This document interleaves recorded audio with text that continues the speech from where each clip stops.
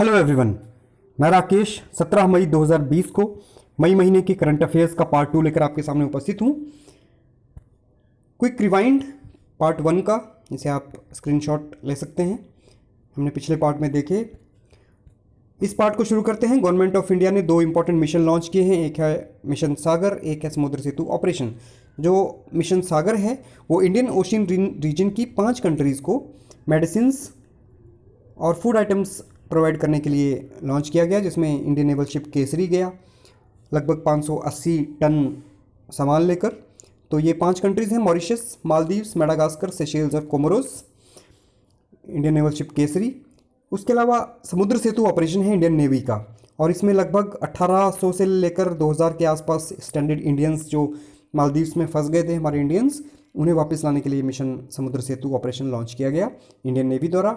इसमें 2 जहाज़ भेजे गए, इंडियन नेवल शिप्स जलाश्वा और आईएनएस मगर।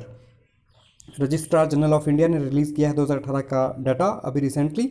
इसमें हमारा बर्थ रेट 20 दिखाया गया है, डेथ रेट 6.2 और infant mortality rate 32। State wise यहाँ हाईएस्ट लोएस्ट दिखाए गए हैं। 11 मई को मनाया जाता है नेशनल टेक्नोलॉजी डे, और 2020 का थीम है focusing on rebooting the economy through science and technology. 11 मई को इसलिए मनाया जाता है क्योंकि 11 मई 1974 को हमने अपने ऑपरेशन शक्ति के अंडर हमारी न्यूक्लियर मिसाइल्स का टेस्ट किया था। पोखरण टेस्ट रेंज जो राजस्थान में है वहाँ पर उस ऑपरेशन का कोड नेम रखा गया था स्माइलिंग बुद्धा। दिस वाज शक्ति 1 न्यूक्लियर मिसाइल टेस्ट। इसके बाद फेज़ 2 आया, जो 1998 में हमने अगेन ऑपरेशन शक्ति नाम से 5 टेस्ट किए न्यूक्लियर बॉम्ब्स के। परमाणु मूवी अगर आपने देखी हो तो it's based on the same, और इसलिए हम 11 मई को मनाते हैं नेशनल टेक्नोलॉजी डे। 12 मई को मनाया जाता है इंटरनेशनल नर्सिस डे, और ये होती है बर्थ एनिवर्सरी फ्लोरेंस नाइटिंगेल की, जिन्हें कहते हैं लेडी विद द लैम्प। इस साल का थीम इंपॉर्टेंट हो जाता है voice to lead, nursing the world to health. This is United Nations. United Nations ने पहले ही 2020 को year of nurses and midwives मनाने का डिसीजन ले लिया था। उन्होंने पहले डिक्लेयर कर रखा है इस साल को मनाने के लिए, because it's 200th birth anniversary of Florence Nightingale. Indian government ने एलोकेट किए हैं 952 करोड़ रुपए हिमाचल प्रदेश को। कुल 14 स्टेट को इन्होंने लगभग 6195 करोड़ रुपए अलॉट किया है as second equated monthly instalment of revenue deficit post devolution revenue deficit. Revenue deficit होता है difference between revenue receipt and revenue expenditure, और ये कोविड-19 को प्रिवेंटिव मेजर्स लेने के लिए, मिटिगेशन मेजर्स लेने के लिए रिलीज़ किया गया है। अब रेवेन्यू डेफिसिट इंपॉर्टेंट हो जाता है यहाँ पर। एफआरबीएम एक्ट कहता है कि स्टेट्स को रेवेन्यू डेफिसिट को अपने ज़ीरो करना है। इसमें टारगेट रखे गए थे कि हम फिजिकल डेफिसिट को 3% ऑफ इंडियन जीडीपी तक रिड्यूस करेंगे और रेवेन्यू डेफिसिट को हम ज़ीरो कर देंगे। So this was FRBM act 2003। 15th finance commission ने ये रिकमेंड किया था। 15th फाइनेंस कमीशन के चेयरमैन नंदकिशोर सिंह, एनके सिंह। मध्य प्रदेश ने एफआईआर आपके द्वार योजना लॉन्च की है 23 पुलिस स्टेशन में as pilot project. FIR first information report, और इसकी लीगैलिटी को कोड ऑफ क्रिमिनल प्रोसीजर्स 1973 का सेक्शन 154 डिफाइन करता है। चठिया देवी टाउनशिप शिमला के नज़दीक एक सैटेलाइट टाउन बनाने का बहुत पुराना प्रोजेक्ट है हमारा। पहले सिंगापुर इसमें पार्टनरशिप कर रहा था, लेकिन अब हिमुडा इसे खुद बना रहा है, खुद अंडरटेक कर रहा है। और हिमुडा की फुल फॉर्म है Himachal Pradesh housing and urban development authority. HIMUDA वैसे तो 2004 में बनाया गया है, लेकिन हिमुडा पहले से चला रहा है, और पहले इसका नाम था हिमाचल प्रदेश हाउसिंग बोर्ड। इसको रीचेरिश्ड किया गया हिमुडा के रूप में 2004 में से एसपी हाउसिंग बोर्ड को हिमुडा बना दिया गया। इसका हेडक्वार्टर है निगम विहार शिमला में, और एक्स ऑफिशियल चेयरमैन होते हैं हमारे minister of housing and urban affairs, presently है मिसेस सरवीन चौधरी, और इसके वाइस चेयरमैन है प्रवीण शर्मा। हिमुडा, सो हिमुडा इज़ इम्पॉर्टेंट क्योंकि ये जठिया देवी टाउनशिप प्रोजेक्ट को इनिशिएट कर रहा है, और ये रिसेंटली चर्चा में चला आ रहा है। सानिया मिर्ज़ा पहली इंडियन प्लेयर हैं to win Fed Cup heart award. ये Fed Cup heart award, it is an international tennis federation initiative to recognise those Fed Cup players who represent their countries with distinction, show exceptional courage on court and demonstrate outstanding commitment to the ideals of the competition। इसमें $2000 का prize money होता है, जिसे सानिया मिर्ज़ा ने Telangana chief minister relief fund में donate कर दिया। So Sania Mirza becomes first Indian player to win Fed Cup heart award. After motherhood इन्होंने ये जीता है, इसलिए इन्हें ये प्राइज़ दिया गया। एज पर global energy transition index by World Economic Forum, India has ranked 74th out of 115 countries. Sweden ने टॉप किया है इस लिस्ट में, और उसके बाद आते हैं as usual Switzerland, Finland. World Bank, very important, World Bank ने $1 बिलियन इंडिया को अभी रिसेंटली दिया है टू फाइट कोविड-19, और इस 1 बिलियन में से 550 मिलियन दिया जाएगा IDA के द्वारा और 220 मिलियन दिया जाएगा IBRD के द्वारा। अब ये IDA, IBRD, इससे संबंधित टर्म्स को हम आगे देखते हैं। इससे पहले अप्रैल के महीने में ऑलरेडी 1 बिलियन हमें दिया जा चुका है to aid health sector of India. 2015 से लेकर 18 के बीच में वर्ल्ड बैंक के हम सबसे ज़्यादा लोन लेने वाली कंट्री थे, और लगभग $10 बिलियन दिया गया इस पीरियड में इंडिया को। टोटल लैंडिंग की बात करें तो 57 बिलियन हमें दिया जा चुका है अब तक। वर्ल्ड बैंक ने 25 to 30 बिलियन कमिटमेंट प्लान किया है इंडिया के साथ 2019 से लेकर 2022 तक के लिए, और इंडिया को करंटली क्लासीफाई किया गया है एज अ ब्लेंड कंट्री,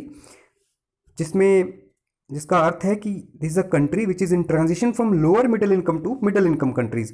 तो इस हिसाब से हम दोनों इंस्टीट्यूशन से, IBRD से भी और IDA से भी लोन लेने के पात्र हो जाते हैं। अब हम देखते हैं ये IBRD, IDA, IFC ये सब क्या है।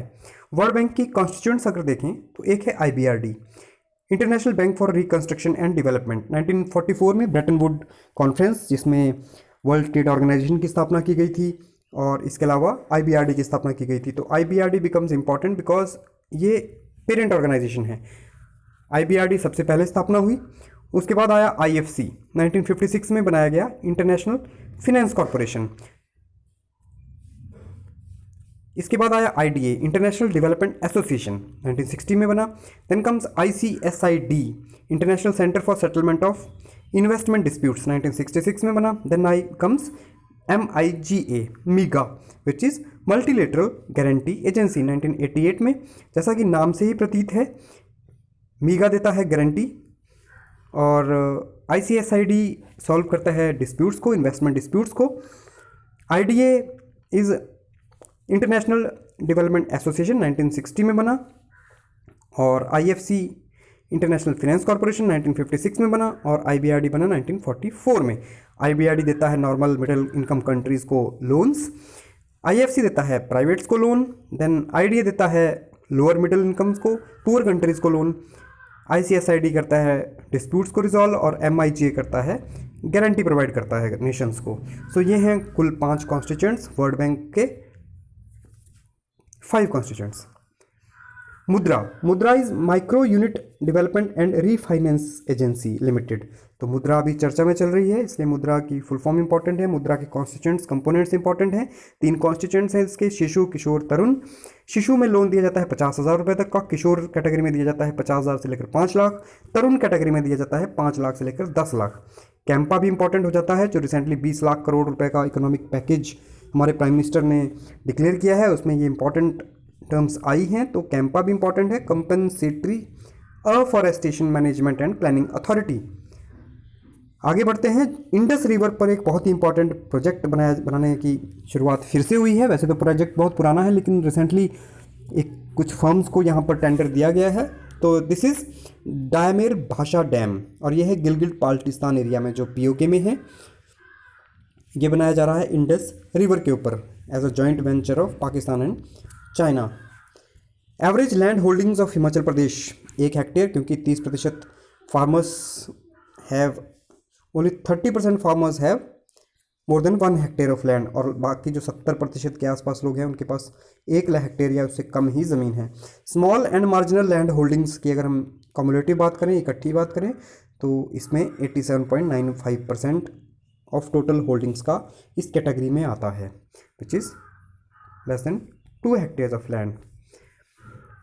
इसके अलावा लगभग 97% लैंड, टोटल होल्डिंग्स का 97% आता है हिमाचल प्रदेश में less than 4 hectare land. So United Nations released world economic situation and prospectus report 2020। अब यहाँ पे इन अलग अलग रिपोर्ट्स में जो इन्हें रिलीज़ करता है वो चीज़ इंपॉर्टेंट हो जाता है, वो इंस्टीट्यूशन इंपॉर्टेंट हो जाता है। United Nations, world Economic forum, world bank, ये सब अलग अलग रिपोर्ट्स निकालते हैं। तो इस world economic situation and prospectus report को निकालता है यूनाइटेड नेशंस, और 2020 की रिपोर्ट के अनुसार ग्रोथ रेट्स ऑफ इंडिया दिए गए हैं। 2018 के लिए 6.8% था, 2019 में 4.1%, 2020 के लिए दिया गया है 1.2%, और 2021 के लिए हम फिर से इसे रफ्तार को पकड़ लेंगे और हम चले जाएंगे 5.5% के ऊपर।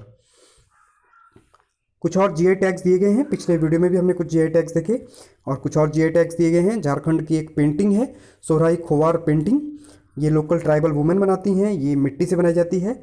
और तेलिया रुमाल है, ये एक कॉटन क्लोथ्स के ऊपर हैंडमेड वर्क किया जाता है, कॉटन लूम्ड क्लोथ में। 3 मेन कलर इसमें यूज़ किए जाते हैं, red, white and black colours. और यह है तेलंगाना का तेलाई रुमाल। सो तेलाई तेलंगाना, ये तो याद हो सकता है। सोहराई खोवर पेंटिंग, ये है झारखंड की, इन्हें दिया गया है जीआई टैग्स। इसके अलावा पिछले जीआई टैग्स हम यहाँ दिए गए हैं। जो ब्लैक राइस ऑफ मणिपुर को दिया गया, एक मिठाई थी तमिलनाडु की, नाम बहुत थोड़ा टिपिकल है, कोवीपट्टी कडालाई मिठाई, यह है तमिलनाडु की। Saffron of Kashmir valley and terracotta of Gorakhpur, इन्हें दिए गए जीआई टैग। पहले एक हम सेपरेट जीआई टैग्स का वीडियो देखेंगे, उसमें हम 2019 और 20 के इंपॉर्टेंट जीआई टैग्स को देखेंगे। In Himachal Pradesh centre of excellence is being setup at Wakna Ghat, ये सोलन में है, और इस प्रोजेक्ट को हेल्प करेगा एशियन डेवलपमेंट बैंक।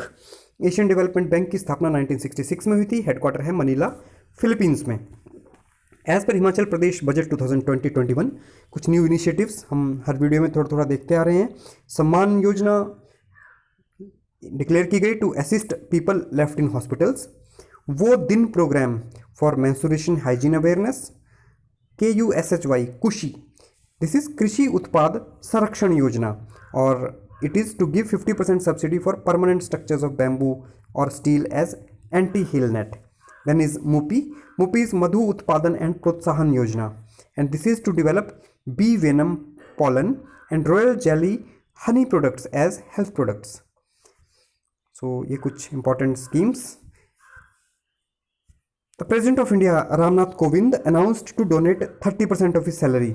हमारे प्रेसिडेंट ने अभी अनाउंस किया है कि मैं अपनी 1 साल के लिए 30% की सैलरी को डोनेट करूंगा गवर्नमेंट ऑफ इंडिया को टू फाइट कोविड-19।